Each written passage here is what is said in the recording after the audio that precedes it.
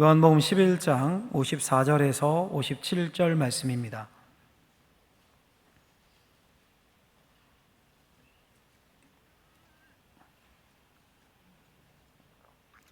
그러므로 예수께서 다시 유대인 가운데 드러나게 다니지 아니하시고 거기를 떠나 빈들 가까운 곳인 에브라임이라는 동네에 가서 제자들과 함께 거기 머무시니라. 유대인의 유월절이 가까움에 많은 사람이 자기를 성결하게 하기 위하여 유월절 전에 시골에서 예루살렘으로 올라갔더니 그들이 예수를 찾으며 성전에 서서 서로 말하되 너희 생각에는 어떠하냐? 그가 명절에 오지 아니하겠느냐 하니 이는 대제사장들과 바리새인들이 누구든지 예수 있는 곳을 알거든 신고하여 잡게 하라 명령하였음이로라. 아멘. 기도하겠습니다. 하나님 감사합니다.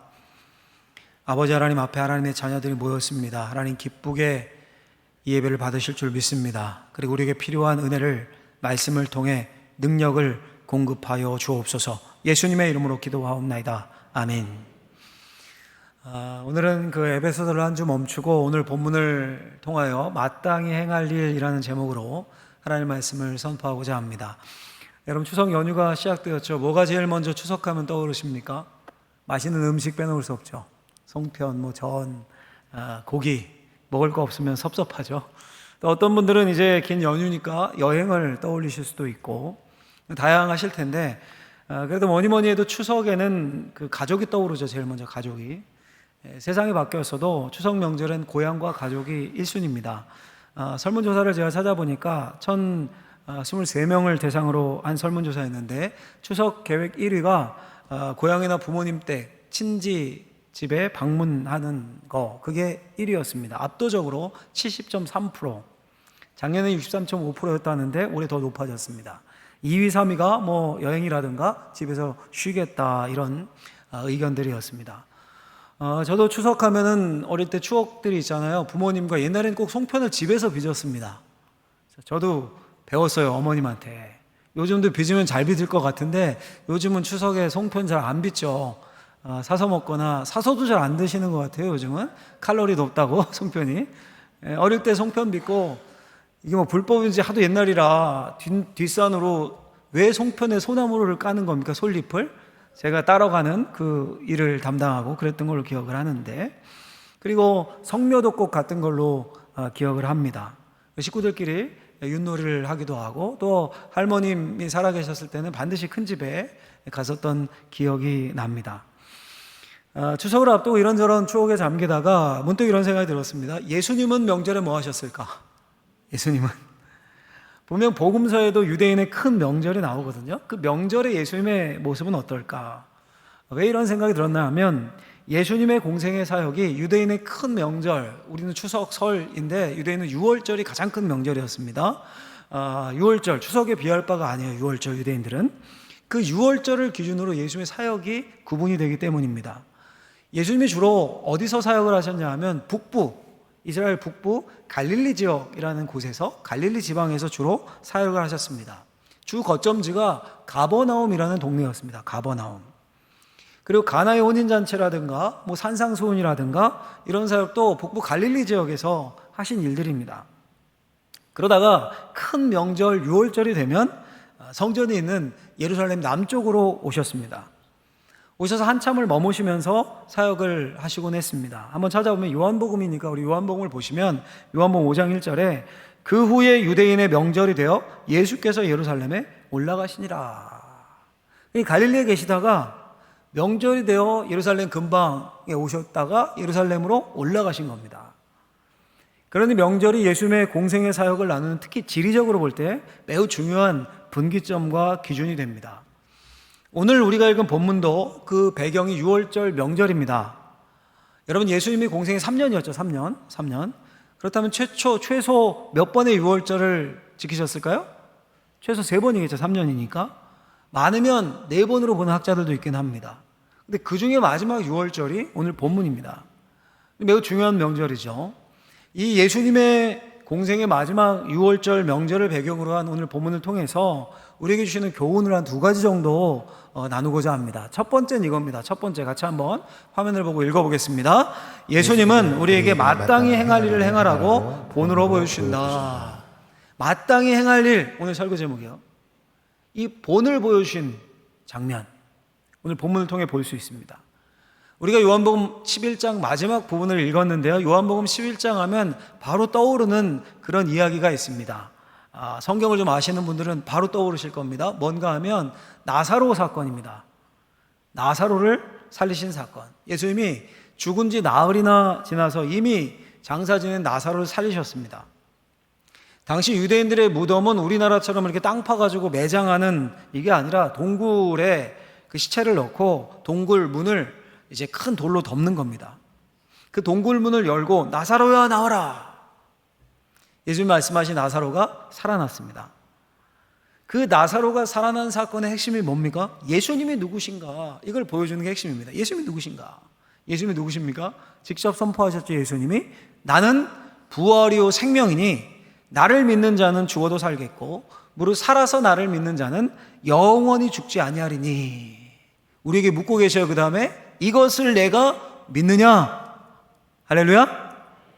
믿으십니까? 아멘으로 받은 모든 분들 가운데 부활의 생명이 가득하시길 주의 이름으로 축원합니다. 자, 우리가 아멘으로 이렇게 아멘 받았어요. 근데 우리는 솔직히 이렇게 믿음으로 받지만 이 예수님 당시 이 사건이 일으켰을 그 반향을 한번 생각해 보십시오. 말이 되는 이야기입니까 이게? 자신이 부활이고 생명이고 자신을 믿으면 죽지 않는다라고 말씀합니다. 이 말은 결국 본인이 죽음을 이길 수 있고 본인이 하나님이다라는 선언이 하나님이다. 어떻게 사람이 신일 수가 있습니까? 이단 사이비도 아니고 감히 어떻게 자신이 하나님이라고 주장할 수 있겠습니까? 지금도 그런데 이 유대교 배경에서 사람이 자신은 하나님이다, 이건 정말 말도 안 되는 그런 주장입니다. 근데 놀랍게도 이 말도 안 되는 주장이 말이 됩니다. 말이 어떻게 말이 됩니까? 눈앞에 증거가 걸어다니고 있어요. 증거가 죽은 나사로가 살아났습니다. 죽은 나사로가 볼 수 있어요. 나사로를 만날 수 있어요. 걸어다녀요. 그니 난리가 난 겁니다. 난리가. 이로 인해서 유대의 최고 의결기관인 공회가 긴급하게 소집이 되었습니다. 위기의식을 느낀 거죠. 결론이 뭡니까? 예수님이 하나님이다 인정을 합니까? 오히려 그 반대였습니다. 민심을 부추기는 자 이 예수를 죽이자. 이렇게 결론을 내렸습니다. 그리고 예수님을 죽일 모의를 합니다. 53절 말씀해 보시면 이날부터는 그들이 예수를 죽이려고 모의하니라. 예수님을 죽이려는 계획이 실행되었습니다. 그럼 예수님이 막 대놓고 다닐 수 있습니까? 자신을 죽이려고 모의하고 방 붙이고 막 포상금 걸고 수배 내렸는데 일단 몸을 숨기십니다. 54절이에요. 54절 가서 읽어볼까요? 오늘 읽은 본문 같이 읽겠습니다. 그러므로 예수께서 다시 유대인 가운데 드러나게 다니지 아니하시고 거기를 떠나 빈들 가까운 곳인 에브라임이라는 동네에 가서 제자들과 함께 거기 머무르시니라. 아멘. 여러분 아주 잘하신 거죠? 이제 숨어 다녀야 됩니다. 예수님 눈에 띄면 잡혀 죽을 수 있습니다. 사람들이 많지 않은 빈들 가까운 곳으로 피하셨습니다. 앞으로 계속 좀 그렇게 숨어 다니셔야 합니다. 몰래 사역을 지속하시고 일단 잠잠해질 때까지. 근데 예수님이 그렇게 빈들 가까운 곳 에브라임이라는 곳에 머무는 동안에 유대인의 큰 명절인 유월절이 다가왔습니다. 그리고 많은 유대인들이 예루살렘으로 올라갑니다. 시골에서도 사람들이 다 올라갑니다. 그렇게 예루살렘에 올라간 사람들이 누굴 찾냐면 예루살렘에서 예수님을 찾습니다. 예수님이 화제의 인물이 된 겁니다. 여러분 우리도 이제 추석 연휴인데 추석 되기 전에 추석 밥상머리의 화제가 뭘까? 그래서 정치권이 막 추석 전에 이슈 선점하려고 애쓰고 하지 않습니까? 추석 전으로 민심이 막 오르내락 내리락 하고 그것처럼 유월절 명절 밥상머리 화제가 예수님이 된 겁니다. 예수님이. 유대인의 가장 큰 명절이에요. 유월절은. 남자들은 모두 예루살렘으로 올라가야 했습니다. 그럼 유대인 남자인 예수님도 유대인 아닙니까? 예루살렘에 올라와야 했습니다. 근데 지금 본문의 상황이 어떻다고요? 유대 지도자들과 예수님 사이에 충돌이 있습니다. 예수를 죽이려고 모의합니다. 세상에 비밀이 없죠. 다 퍼졌어요. 그 사실이 공공연하게. 예수님은 드러내놓고 다니지 않고 몸을 숨기셨습니다. 여러분 실은 이 나사로 사건뿐 아니라 이게 이제 발화점이고 이미 예수님은 대중들의 큰 지지를 받고 있었습니다. 예수님이 있는 곳에 항상 사람들이 몰려들었습니다. 그도 그렇게 이렇게 죽은 자 살렸죠. 막 맹인으로 보게 하죠. 놀라운 메시아 시대의 일을 직접 행하시고 또 그 가르침에 권위가 있었습니다. 그래서 사람들이 항상 인산인해를 이루면서 예수님 곁에 모여들었습니다. 누가복음 12장 1절에 보면 이런 재밌는 표현이 나오는데 이렇게 되어 있어요. 그동안에 물이 수만 명이 모여 서로 밟힐 만큼 되었나니. 무슨 말입니까? 예수님 곁에 수만 명이 몰려들었다는 겁니다. 너무 많아서 막 밟히고 서로 넘어지고 그럴 정도로 군중이 모였다는 겁니다. 예수님이 굉장한 이슈를 몰고 다녔습니다. 근데 그런 예수님이 유대 지도자들과 반목을 하고 공회에 쫓기는 상황이 됐다. 이 얼마나 큰 가십거리 화제가 되겠습니까? 그래서 56절에 보면 이런 이야기를 나누는 거예요. 모인 사람들이. 같이 한번 읽어보겠습니다. 그들이 예수를 찾으며 성전에 서서 서로 말하되 너희 생각에는 어떠하냐? 그가 명절에 오지 아니하겠느냐? 모여서 말하는 겁니다. 모임마다 화제의 인물입니다. 야, 너희 생각에는 어떠냐? 예수가 명절에 오지 아니하겠느냐? 결국 무슨 말입니까? 야, 아마 이 명절에는 예수가 예루살렘에 오지 않을 거다. 왔다 잡혀 죽을 수도 있는데, 이 말입니다. 왜 군중들이 그렇게 생각을 하냐 하면 57절에 나오죠. 57절에 이는 대제사장들과 바리새인들이 누구든지 예수 있는 곳을 알거든 신고하여 잡게 하라 명령하였음이로라. 그러니까 예수님께 수배가 내려졌습니다. 옛날 조선시대에 방 붙이고 현상금 1,000냥 붙이듯이 수배가 내려진 겁니다. 수배자가 스스로 걸어올 리 없죠. 경찰서 스스로 들어오는 격인데요. 오면 당연히 잡힙니다. 잡히면 죽습니다. 이미 공회에서 죽이기로 모의를 했습니다. 이런 상황이면 올라오시면 안 됩니다. 일단 숨을 죽이고 잠잠해질 때까지 숨어 있어야 합니다.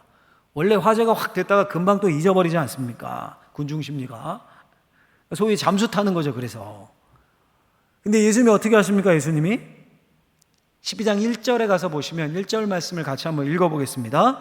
6월절 엿새 전에 예수께서 베다니에 이르시니 이곳은 예수께서 죽은 자 가운데서 살리신 나사로가 있는 곳이라. 아멘. 내려가서 12절 말씀도 같이 한번 읽겠습니다.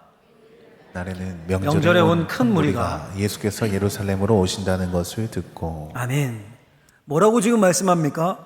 6월절에 이르기 엿새 전에 예수님이 예루살렘과 가까운 베단이라는 마을로 가셨습니다. 베다니는 예루살렘에서 약 2km, 3km 정도 떨어진 아주 가까운 마을입니다. 금방 가겠죠, 2, 3km면. 그리고 거기서 하루를 머물고 그 이튿날 예수님이 예루살렘으로 올라가셨습니다. 거듭 말씀드리지만 상식적으로 가면 안 됩니다. 가면 잡힙니다. 곤장 몇 대 맞고 풀려나고 이런 차원이 아닙니다. 잡히면 죽습니다. 그럼 예수님이 잡힌다, 죽는다 이걸 몰라서 예루살렘으로 가신 겁니까? 아니죠. 누구보다 잘 알고 계셨습니다. 그럼 스스로 잡혀서 죽는 게 즐거워서 가신 겁니까? 그것도 아닙니다. 마지막까지 이 잔을 내게서 치워주십시오. 핏방울 섞인 땀방울을 흘려 기도하실 정도로 피하고 싶은 일이었습니다. 십자가에 죽는 일은 유쾌한 일도 즐거운 일도 아닙니다. 그럼 예수님이 왜 올라가신 겁니까? 예루살렘에 가면 죽을 걸 아시면서 또 그게 즐거운 일이 아님에도 왜 사지로 친히 뛰어드셨습니까? 좀 기다리시지 잠수 타시고. 답은 우리가 너무도 잘 알고 있죠. 이유는 하나입니다. 그 길이 예수님이 마땅히 가야만 하는 길이었기 때문입니다. 죽는 것이 예수님이 마땅히 해야 할 일이었기 때문입니다. 십자가를 지는 것이 예수님이 마땅히 행해야 할 일이었습니다. 그게 예수님의 사명이었습니다. 만약 예수님이 마땅히 해야 할 일을 하지 않으셨다면, 자기가 싫으셔서 십자가 지지 않으셨다면 우린 이 자리에 없겠죠. 죄 속에서 여전히 사망을 향해 달려가고 있을 겁니다. 예수님이 원치 않으신 일이었음에도 마땅히 하셔야 할 일인 십자가를 지었기 때문에 온 인류가 예수님을 위해 참 생명과 구원을 얻을 수 있었습니다. 부활, 생명, 영생이 우리의 것이 된 겁니다. 여러분, 분명히 십자가는 예수님의 본성과는 상반됩니다. 죄인을 상대하는 것 역시 예수님의 본성과는 상반됩니다. 왜 그렇습니까? 예수님은 죄가 없으신 분입니다. 예수님이 본능을 충분히 따르셨다면, 충실히 따르셨으면 오히려 십자가를 피해야 했을 겁니다. 예수님이 본성을 충분히 따르셨다면 죄인들을 가까이 하지 않으셨어야 합니다. 근데 예수님은 십자가 지교 예루살렘에 자진해서 들어가십니다. 죄인을 구원하기 위해서 죄인들과 함께 교제하십니다. 자신의 본성과 상반되지만 마땅히 행해야 할 일이기 때문에 행하십니다. 여러분, 우리 교회가 일꾼을 선출하고 이번 올해 이제 11월 초에 우리 교회 임직식이 있습니다. 이제 주일에 그 임직자 교육을 제가 하는데 지난주 주일의 주제가 성장이었습니다. 성장. 그러니까 교회는 성도들의 성장을 도와야 되고 그 핵심에 교회 중직들이 있고 당연히 성장을 도우려면 누군가 성장을 도우려면 자기가 성장해야 될 거 아닙니까? 본인이 먼저 끊임없이 성장을 해야 됩니다. 이거를 나눴습니다. 여러분 일단 성장이라고 할 때 성장해야 된다라고 할 때 그럼 성장이 뭔지 알아야 될 거 아닙니까? 막 키 크고 이런 성장을 얘기하는 건 아닐 거 아니에요? 성장이 뭔가 제가 첫 번째로 강조한 것이 뭐였냐면 분별력이었습니다. 분별력. 로마서 말씀대로 이 세대를 본받지 말고 하나님의 기뻐하시는 뜻을 분별하는 게 성장의 핵심이다. 이걸 첫 번째로 나눴습니다. 그래서 이런 예를 들었어요. 제가 제 그 오른쪽 다리 이 무릎 밑으로 보면요, 이 손바닥만한 이 화상 자국이 있습니다. 제법 큰 화상 자국이 있어요. 모르셨죠? 모르시는 게 당연하죠. 알면 이상한 거죠. 저는 이 기억에도 없는데 그 저희 어머니로부터 들은 이야기인데 제가 아주 어릴 때 그 부뚜막에 기어 올라가 가지고요. 옛날에 부뚜막에 연탄 뗐잖아요. 연탄. 그 안에 들어갔다는 거예요. 제가 무릎을 탁 꿇은 거죠. 불 속에라도 들어가서 어릴 때부터 싹수가 난리 났겠죠. 자지러지고 그 화상 치료하기 위해 꽤 고생을 했다는 이야기를 어머니가 해주셨습니다. 그때는 화상 전문 병원이 있는 게 또 아니고. 자, 여러분 그 어릴 때 뭐가 없는 겁니까? 분별력이 없는 거죠. 똥인지 된장인지 구분 못한다고 불이 뜨거운지 차가운지 모르는 겁니다. 그러면 여러분 그 후에도 제가 부뚜막에 올라가서 뭐 한번 해봤는데 이쪽 다리까지 그리고 제가 들어갔겠습니까? 그럴 리가 없죠. 그럴 리가 없죠. 그럼 막 걷기 시작할 때부터 애들이 배우는 게 뭡니까? 마땅히 해야 할 일과 하지 말아야 할 일을 배우는 겁니다. 이게 잘한다는 의미입니다. 아이들이 말을 배우잖아요. 말을 배울 때 가장 발음하기 좋은 발음이 쉬운 발음이 미음이라고 합니다. 미음. 그래서 가장 먼저 하는 말, 가장 먼저 배우는 말이 뭡니까? 엄마예요. 엄마. 아빠보다 엄마를 먼저 합니다. 대부분의 아이들, 아니 모든 아이들이 거의 그래요. 엄마. 그게 엄마를 더 사랑해서가 아닙니다. 그럼 여기 있는 엄마들. 엄마라는 말이 아이들 발음이 딱 맞는 겁니다. 미음이 2개나 들어가잖아요. 그래서 영어도 엄마를 뭐라고 합니까? 마음이라고 하잖아요. 마음이. 미음이 들어가죠. 미음이 많이. 아이들 다 뭐든지 입으로 어릴 때 들어가죠. 다 주워 먹고 막 동전도 삼키려고 그러고 막. 그때 먹어도 되는 걸 다 뭐라고 우리가 합니까? 맘마 먹자. 맘마. 밥도 과일도 엄마 젖도 다 맘마예요. 맘마. 미음이 많이 들어가죠. 해도 되는 거예요. 좋은 거, 쉬운 거. 반대로 아이들이 가장 늦게 배우는 가장 발음하기 어려운 발음이 지읒 계열의 발음이라고 그래요. 지읒. 그래서 안 좋은 건 다 지지예요. 지지. 지읒 들어가잖아요. 못 먹는 거 들어가려고 하면 어떻게 톤 탁 치면서 야 지지야 지지 이렇게 하죠. 그래서 성장한다는 건 그걸 배우는 거예요. 맘마랑 지지를 구별하는 거. 마땅히 해야 할 것과 하지 말아야 할 것을 분별하는 겁니다. 장성했다는 것은 자기가 좋은 것만 하는 게 아니라 그게 마땅히 행할 일이고 그 길이 마땅히 가야 할 길이기에 행하고 가는 겁니다. 여러분 오늘날 우리가 사는 세상에 왜 수많은 문제들이 생깁니까? 마땅히 행해야 할 일들을 하지 않고 하지 말아야 할 일들을 행하기 때문 아닙니까? 자잘한 거 말고 큰 사건 한번 떠올려 보십시오. 오래됐지만 2008년에 금융위기 이러면 모르는 분들 없으실 거예요. 다 떠오르실 겁니다. 금융위기. 왜 생겼습니까? 금융기관이 리스크 관리와 대출 심사를 마땅히 해야 되는지 소홀히 했습니다. 고위험 서브프라임 모기지라고 하죠. 주택담보대출이라고 그러죠. 그 대출을 남발했어요. 남발하고 그를 기반으로 한 파생 상품들을 과도하게 막 팔았습니다. 그러니까 정부나 금융기관들도 마땅히 해야 할 감시와 규제를 소홀히 했습니다. 결국 미국에서 2번째로 큰 투자은행인 리먼 브라더스가 파산을 하죠. 수백만 명이 일자리를 잃고 전 세계가 막 몸살을 앓았습니다. 주가가 확 떨어지고 전 세계에. 회복하는데 한참 걸렸습니다. 10년쯤 됐나요? 우리나라 끔찍한 참사였던 세월호 한번 사건 생각해 보십시오. 학생들은 머물러 있어라. 안전하다 방송하고 선장과 선원들은 먼저 도망갔습니다. 이거 반대로 된 거죠. 너희들 먼저 뛰어내려 도망가 이래야 되는데 반대로 할 일을 안 하고 안 할 일은 자기들이 행했어요. 나중에 보니 안전점검도 엉망이고 과적에 그러니까 모두가 마땅히 행해야 할 일만 했어도 그렇게까지 큰 참사는 막을 수 있었을 겁니다. 여러분, 이게 비단 무슨 전 세계 경제, 국가적 큰 일, 이런 일에만 해당됩니까? 예수님이 6월절에 마땅히 행할 길 십자가를 위해 올라가시는 게 사명이니까 사명과 같은 아주 중요한 아주 큰 일에만 적용이 됩니까? 명절이라 그러는데 저도 이제 부모님 생각이 나더라고요. 저희 어머님을 생각하면 바로 탁 떠오르는 성경 구절에 한 구절이 있습니다. 제가 아주 어릴 때 유치원을 한 몇 년 하셨던 걸로 기억을 해요. 그리고 또 교회 개척 후에 선교원도 하시고 아이들한테 관심이 많으셨는지 늘 이 말씀을 입에 달고 사셨는데, 잠언 22장 6절 말씀입니다. 잠언 22장 6절 한번 같이 읽어볼까요? 같이 읽겠습니다. 마땅히 행할 길을 아이에게 가르치라. 그리하면 늙어도 그것을 떠나지 아니하리라. 아멘. 여러분, 마땅히 행할 길을 지금 국가 지도자에게, 각 분야 사회 리더들에게 가르치라고 합니까? 누구에게 가르치라고요? 아이에게 가르쳐라, 아이에게. 당연히 그 핵심은 여호와를 경외하는 겁니다. 그리고 주님 안에서 만마와 지지를, 할 일과 하지 말아야 할 일을 아이 때부터 가르치라는 겁니다. 가정에서 남편으로 마땅히 행해야 할 바를 행하지 않기에 아내와 아이들이 고통을 당합니다.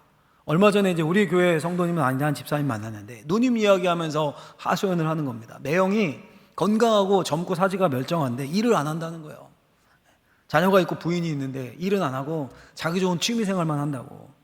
일은 누가 해야 돼요? 아내가 해야 되는 거죠. 누님이 어렵게 생계를 꾸린다고. 남편이 마땅히 행할 일을 안 하는 거죠. 가정이 힘들고 어려울 수밖에 없겠죠.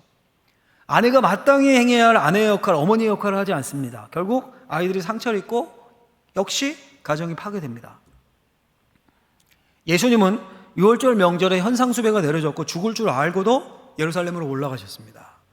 십자가는 유쾌하고 즐거운 일이 아니었습니다. 하기 싫은 일, 죄 없으신 분이 죄가 되어서 하나님과 잠시나마 단절이 일어나는 끔찍한 일이었습니다. 예수님에게는. 근데 예수님은 그 길이 마땅히 가야 할 길이었기 때문에 가신 겁니다. 많은 사람들의 예상을 뒤엎고, 야, 이 명절에 예수께서 올라오겠어? 이 명절엔 안 오지. 지금 수배 내렸는데, 그 예상을 뒤엎고 예루살렘으로 올라가십니다. 그리고 십자가를 지십니다.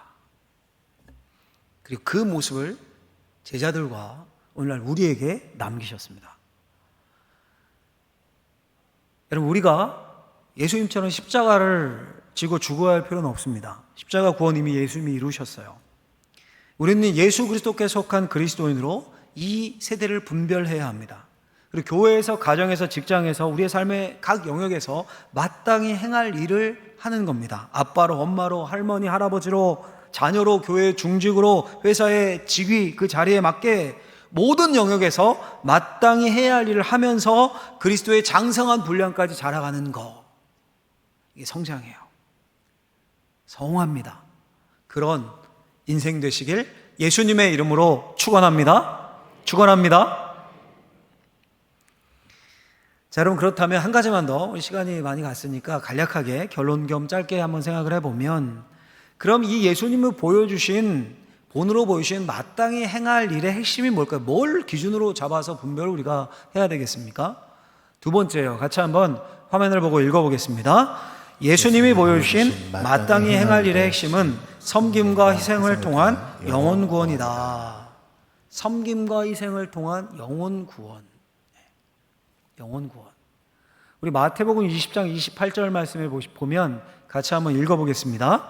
인자가 온 것은 섬김을 받으려 함이 아니라 도리어 섬기려 하고 자기 목숨을 많은 사람의 대속물로 주려 함이니라. 아멘. 예수님이 이 땅에 오신 이유가 섬김과 희생이라고 직접 말씀해 주셨습니다. 그 섬김과 희생을 위해서 잡히면 지금 죽는 그 상황을 무릅쓰고 예루살렘에 오셨습니다. 아니, 죽으러 오셨죠. 자신의 목숨으로 우리 죄값을 대신 치르시고 죽으셨습니다. 우리를 위한 구원의 길을 여셨습니다.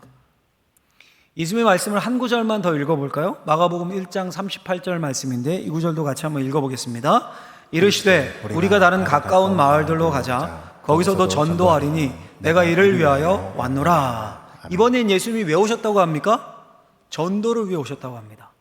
그러니까 하나님 나라 복음을 전하러 오셨습니다. 그런데 종합하면 섬김과 희생으로 십자가에 죽었습니다. 대속물로, 영혼 구원이죠. 그리고 전도, 하나님 나라 복음을 선포하러 오셨습니다. 왜요? 영혼 구원을 위해서. 그러니 예수님이 보여주신 마땅히 행할 길, 마땅히 행할 일의 핵심에 뭐가 들어있는 겁니까? 영혼에 대한 사랑, 영혼 구원이 들어있는 겁니다. 그 방법은 십자가, 섬김과 희생입니다. 여러분, 바울이 사랑하는 아들 디모데에게 편지를 하면서 이런 권면을 합니다. 우리 명절에 꼭 새겨야 할 말씀이라고 생각을 하는데, 디모데전서 5장 8절 말씀인데 같이 한번 우리 읽어보겠습니다. 읽겠습니다. 누구든지 자기 친족, 특히 자기 가족을 돌보지 아니하면 믿음을 배반한 자요 불신자보다 더 악한 자니라. 아멘. 친족, 특히 자기 가족을 돌보지 않으면 믿음을 배반하고 불신자보다 더 악하다라고 말씀해요. 물론 여러분, 가족의 어려움을 돕고 서로 위해주고 이런 걸 의미하겠지만 가장 중요한 돌봄이 뭡니까? 예수를 믿고 구원을 받게 하는 거예요. 예수 믿고 구원받게 하는 거. 제가 한번 여러분들에게 물어볼까요? 여러분들은 이곳에 많은 분들이 계신데 어떻게 예수를 믿게 되셨습니까?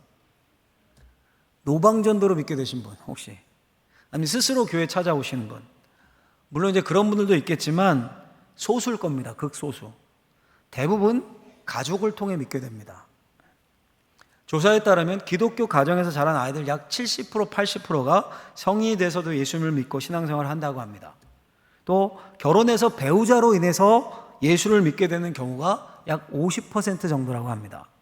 그러니 대부분 부모, 배우자, 가까운 친척, 그들의 신앙이 다른 식구들까지도 전염시키고 복음을 전하고 결국 성령의 역사하심 가운데 온 가문이 예수님을 믿고 복된 가문, 복된 인생이 되는 겁니다. 제가 언젠가 한번 나눴던 걸로 기억을 하는데요. 제가 울산에 이렇게 내려오고 몇 년이 안 돼서 울산에 이제 지방 법원이 있죠. 그 법원장님과 또 울산의 지도자 몇 분과 성경 공부를 한 적이 있습니다. 성경 공부를. 그 법원장님이 굉장히 신실하셨습니다. 그분 주도로 그 모임이 만들어진 거예요. 성경 공부 모임이. 저는 이제 목사님 몇 분과 같이 합류해서 지도할 뿐이었고. 근데 어느 날 이제 마치고 이렇게 식사를 하는데 옆에 항상 앉아 계셔서 옆에 앉으셨길래 제가 물었어요. 밥 먹다가 어떻게 예수를 믿게 되셨냐고. 어떻게 예수를 믿게 되셨습니까? 물었더니 답이 간단하더라고요. 답이 목사님, 어머님 유언이었습니다. 어머님이 신실하셨는데 이 똑똑한 아들이 예수를 안 믿으니까 얼마나 살아생전 예수를 믿으라고 하셨겠습니까? 근데 안 된 거예요. 그게 안 받아들이신 겁니다. 그래도 안 되니까 마지막 유언도 예수님 믿으라 라는 거였대요. 그래서 엄마 유언인데, 야 그래도 유언인데 한번 가보자. 그래서 교회 몇 번 갔다가 은혜 받고 예수님 영접하고 독실한 신앙인이 되셨습니다. 장로가 되시고 가는 곳마다 성경 공부를 만드시고. 그분뿐이 아닙니다. 제가 그 올해 우리 여기 앉아 계신데 우리 장로님들과 함께 당회 장로님들을 이제 두 팀으로 나눠서 소그룹으로 7주간 동안 성경 공부 나눔을 했는데, 주로 이제 나눔을 하고 성경 공부를 했는데, 제가 놀랐던 점 중에 하나가 뭐냐면 아내 때문에 예수님을 잘 믿게 된 분이 꽤 여러분들이었다는 거예요. 우리 장로님들 중에도. 그러니까 배우자 때문에 예수님을 잘 믿게 된 50%에 속해 있는 거죠. 아, 목사님, 벌써 몇 년째 배우자, 자녀, 형제가 제 전도 대상자입니다. 잘 안 됩니다. 물론 여러분 그러실 수도 있습니다. 근데 그래도 포기하시면 안 됩니다. 포기하시는 순간 끝이에요. 이런 결심을 하세요. 끝까지 안 되면 내 유언이다 이거. 우리 애들한테 내 유언이다 이거. 이런 마음. 여러분, 여호수아가 가나안 땅을 정복하고 마지막 유언과도 같은 말을 이스라엘 백성들에게 남깁니다. 유명한 말씀인데 여호수아서 24절 말씀인데 뭐라고 남깁니까? 오직 나와 내 집은 여호와를 섬기겠노라. 할렐루야. 여러분, 이 말씀을 잘 보십시오. 오직 나는 여호와를 섬기겠다, 이게 아니죠. 지금 나와 내 집은 여호와를 섬기겠다. 그 가족 공동체의 신앙을 말합니다. 그러니 가족이 함께 결단해서 다 구원받고 함께 신앙생활하는 게 하나님의 뜻이고, 우리가 마땅히 행해야 할 일에 여러 가지가 있겠지만 마땅히 행해야 할 일이 1번 핵심입니다. 핵심. 여러분, 그 왜 소통 전문가 중에 김창옥 씨라고 들어보셨죠? 아시죠? 그 추석 명절 가족 소통에 관한 인터뷰가 어제 떴더라고요. 9월 14일자 어제 이렇게 뜬 걸 제가 기사를 봤는데 참 공감이 되더라고요. 그 기사 제목이 이거였습니다. 가족, 사랑보다 예의다. 사랑보다 예의다. 그러니까 가족 사랑은 예의다 이런 말이겠죠. 예의다. 막 디스하고 강요하고 큰 소리하고 막 명령하고 막 비인격적으로 대하고 가족에게 다 모였는데 예수천당 불신족 선포하고 막 너 지옥 간다 안 믿으면 막 예수 믿겠습니까 여러분? 그러니 먼저 그 사랑을 뭘로 표현하라고요? 예의를 갖추고 존중해주고 인격적으로 대해줘라. 잘해야 된다. 우리 여러분, 우리 식구들에게, 자녀들에게 인격적으로 대하고 부모님께 효도하고 일가 친척에게 양보하고 웃으며 대하고 명절에 선물하고 인사하고 찾아뵙고 그 모든 것의 최종 목적이 뭡니까? 나와 내 집이 여호와를 섬기는 거예요, 여러분. 일가족이 모두 예수 믿고 구원을 받는 겁니다. 이미 그런 복이 임한 가정이라면 너무너무 감사한 겁니다. 그러니 함께 모여 감사하고 예배하시고 우리 가정은 아직 그렇지 못하다. 그래도 절대 실망하지 마십시오. 하나님이 이미 구원의 역사를 시작하셨습니다. 씨앗을 뿌리셨어요. 여러분들의 가정과 가문에. 그 증거가 여러분들입니다. 여러분들 나와 내 집이 여호와를 섬기겠다. 이걸 목표로 삼으시고 끝까지 기도하시고 인내하시고 참아주시고 안 되면 내가 유언으로라도 내 자녀들에게 남긴다. 이런 마음으로 가족 구성원으로 마땅히 해야 할 일들을 해가며 바울이 이렇게 표현하죠.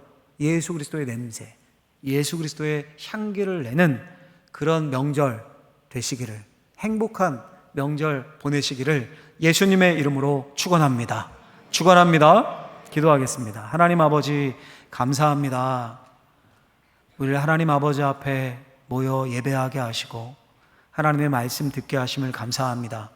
이 말씀이 우리의 삶 가운데 역사하며 우리의 온 가족들이 가문이 예수 믿고 구원받는 은혜가 있게 하여 주옵소서.